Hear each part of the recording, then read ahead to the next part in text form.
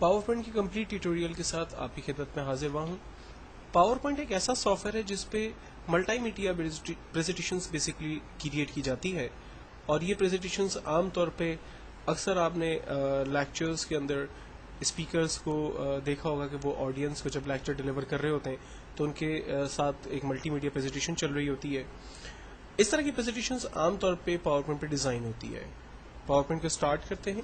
सबसे पहले start all programmes, Microsoft office 2007 के फोल्डर के अंदर हम माइक्रोसॉफ्ट ऑफिस पावर पॉइंट 2007 पे क्लिक करते हैं। पावर पॉइंट स्टार्ट हुआ। एक तरीका यह है इसको लोड करने का। दूसरा स्टार्ट रन, और रन में जाकर हम लिखते हैं पावर PNT, ओके करते हैं। पावर पॉइंट हमारा स्टार्ट हो गया। जब हम पावर पॉइंट को ऑन करते हैं तो सबसे टॉप पे प्रोडक्ट का नाम, इसके बाद 7 डिफरेंट टैब्स जिसमें home, insert, design, animation, slide show, review and view के टैब शामिल है। हर एक टैब के अंदर डिफरेंट ऑप्शंस हैं जिनको यूज करते हुए हम प्रेजेंटेशंस को मजीद अट्रैक्टिव और खूबसूरत बना सकते हैं। ऑफिस आइकॉन हमें नजर आ रहा है। इस ऑफिस बटन की मदद से हम अपने बेसिक तमाम ऑपरेशंस परफॉर्म कर सकते हैं। तो स्टेप बाय स्टेप हम इन तमाम चीज़ों को डिस्कस करने की कोशिश करेंगे। स्टार्ट करते हैं। ऑफिस बटन की मदद लेते हुए हम लोग एक न्यू प्रेजेंटेशन ओपन कर सकते हैं। हम वो प्रेजेंटेशंस जो हमने पहले से बनाई हुई है ओपन की मदद लेकर उन प्रेजेंटेशंस को हम आसानी से ओपन कर सकते हैं। अगर मैं अपनी प्रेजेंटेशन को सेव करना चाहता हूं तो मैं सेव कर सकता हूं, जबकि सेव एज की मदद लेकर मैं अपनी प्रेजेंटेशन को किसी दूसरे एक्सटेंशन में और किसी दूसरी लोकेशन में सेव कर सकता हूं। आमतौर पे ऑफिस 2007 में बनाई हुई फाइल्स ऑफिस 2003 के सॉफ्टवेयर पे नहीं खुलती है। इसकी वजह यह है कि हायर वर्जन कभी भी लो वर्जन सॉफ्टवेयर को सपोर्ट नहीं करता। तो अगर आप कभी मल्टीमीडिया प्रेजेंटेशन डिजाइन करते हैं और आपको ऐसा लगता है कि ये प्रेजेंटेशन जिसे आप ईमेल कर रहे हैं हो सकता है कि उस कंप्यूटर पे वर्जन सॉफ्टवेयर के वर्जन के कंपैटिबल ना होने की वजह से फाइल वहां ना खुले, तो हमेशा ख्याल रखें कि फाइल को सेव करते वक्त पावर पॉइंट 97 2003 प्रेजेंटेशन एनवायरनमेंट में सेव करें।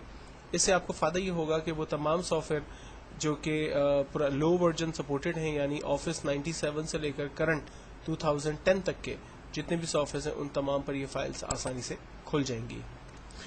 देन उसके बाद अगर आप ये प्रेजेंटेशन ईमेल करते हैं, अपलोड करते हैं और आप चाहते हैं कि बगैर पावर पॉइंट एनवायरनमेंट के ये फाइल कहीं भी खुल जाए। देखिए, जब आप पावर पॉइंट 2003 एक्सटेंशन पे सेव करते हैं या पावर पॉइंट प्रेजेंटेशन के अंदर फाइल को सेव करते हैं तो फाइल को एक्सटेंशन मिलता है PPT, और ये फाइल उस कंप्यूटर में खुलेगी जहां पर पावर पॉइंट मौजूद होगा। जिन कंप्यूटर्स में पावर पॉइंट नहीं होगा वहां पर ये फाइल्स नहीं खुलेगी। लेकिन अगर आपने अपनी फाइल को पावर पॉइंट शो के अंदर सेव कर दिया तो ये हर उस कंप्यूटर पे खुल जाएगी जिसमें पावर पॉइंट हो या ना हो। इसे पावर पॉइंट सपोर्ट होने की कोई नीड नहीं है। मैं इसकी एग्जाम्पल आपको देता हूँ। मिसाल के तौर पर मेरे पास ओपन के अंदर यहाँ पर कुछ रिसेंट फाइल्स मौजूद है। इसमें से मैं मेमो राइटिंग की एक फाइल को ओपन कर लेता हूँ और इस फाइल को मैं सेव एज की मदद लेकर डेस्कटॉप पे पावर पॉइंट 97 2003 एनवायरनमेंट में डेस्कटॉप पे सेव कर लेता हूँ।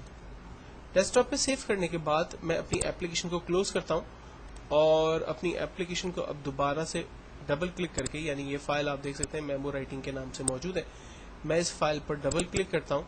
मेरी ये फाइल आसानी से ओपन हो गई। अब सेम फाइल को मैं सेव एज करता हूँ पावर पॉइंट शो के अंदर, और आप देखें इसका जो एक्सटेंशन है वो पावर पॉइंट शो है। डेस्कटॉप पे ही सेव कर रहा हूँ, सेम नाम से ही सेव कर देता हूँ। सॉफ्टवेयर को मैं क्लोज करता हूँ और अब आप देखें कि इसने मेमो राइटिंग के नाम से एक नई फाइल क्रिएट कर दी है जिसकी आइकॉन की शक्ल भी डिफरेंट है। पहले जब मैंने इस फाइल को ओपन किया था तो ये पावर पॉइंट के अंदर ओपन हुई थी। अब मैं इस फाइल को जिसे मैंने PPT power point slide show के अंदर सेव किया है इसे ओपन करता हूँ। आप देखें ये फाइल बगैर पावर पॉइंट सपोर्टेड सॉफ्टवेयर के डायरेक्टली ओपन हो रही है।